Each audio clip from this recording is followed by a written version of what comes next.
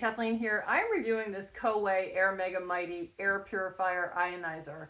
So if we take a closer look at this, this has multiple speeds. So right now it's on auto, which is what I typically leave it on because it will adjust speed 1, 2, and 3 based on the air quality. So I just leave it on auto, but you can set to up to speed 3. It's really high powered, and you can set it on eco, which basically will shut itself off if it doesn't notice any pollutants. I just usually keep mine on auto.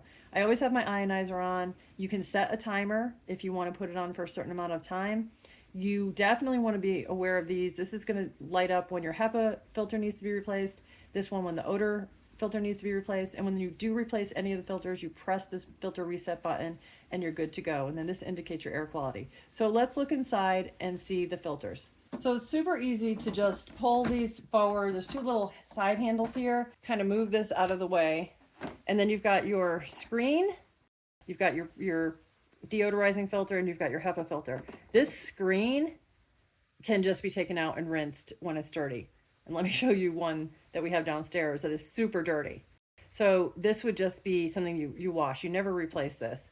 This kind of carbon filter, this deodorizing filter, this needs to be replaced about every 6 months, depending on how heavily you use this. But this is not something you wash and clean. You need to replace it. And then you've got these little front tabs here that show you how to put it in, but also you can use those to take this out. This is the HEPA filter. This should be replaced every year. And you know, if you're replacing this one every 6 months, this one every year, you can use a filter set like this. And it comes with your HEPA filter and your deodorizing filter. And you just unwrap them, pop them in here.